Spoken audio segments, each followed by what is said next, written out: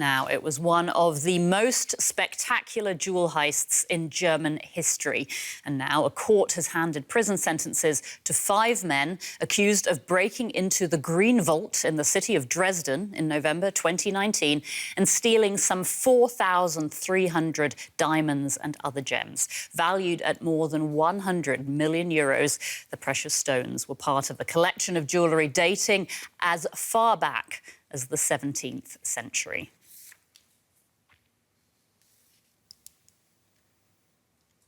And following this fantastic story for us is DW correspondent Emily Gordine. Emily, tell us more about this audacious heist and the verdicts that have now been announced. Yes, I mean, 6 men were on trial for the robbery. 5 of them have now been sentenced to up to 6 years and 3 months in prison. One of the accused was cleared of all charges. He had an alibi for the night. But what you need to know is that all of the men accused are part of the Remo family, which is considered a notorious organised crime gang in Berlin. But what's also important to note here is that, the men who stand accused or who were sentenced for that robbery now, they're all quite young. I mean, they're in their mid to late 20s now at the time of the robbery, at the time of the break-in 3.5 years ago. Some of them were around 18. So that also explains why the sentences vary. So some of them were trialled on youth laws, and that's why I think one of them only got 4 years and 4 months. But what's also important to note here is that they were not trialled just for the robbery, but also for arson, because they set fire to an electricity box as well as to the car that they used to get away from the scene of the crime. That car was in an underground car park, and it being set on fire could have been a real harm to people's lives. A large number of the gems have apparently been recovered. Tell us how that was even possible.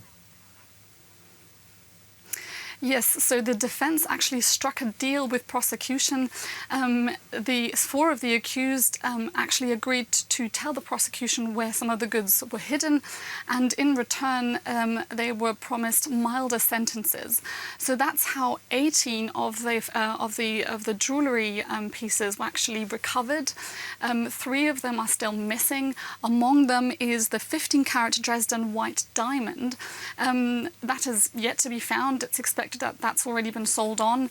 And when you look at the 18 pieces of jewellery that have been returned, some of them were damaged. That means that they will have to be repaired before they can actually go back to where they belong, into the museum. OK, now, the museum in Dresden, from where these jewels were stolen, was seen as being very secure. So how did they even get away with this kind of robbery? Well, that's really a big criticism in this trial as well, because it's the defence is saying that, or the defence said that the museum wasn't actually as secure as it was supposed to be. So imagine a Mission Impossible film. Inside the walls of this museum, you had almost like laser curtains, but there was one part of the museum where these lasers weren't there, were broken, where they just weren't there. And that's exactly also where a window was located. And this is the place where the robbers managed to get into the museum. Of course, they had been observing the museum for a time beforehand, but they also must have had, inside knowledge about the lack of security around that one window. So, and the defence is obviously saying that, it is the responsibility of the museum, which obviously houses these important and invaluable artefacts and pieces of jewellery. It is their responsibility to also make sure that they are safe. So that was a big point of criticism.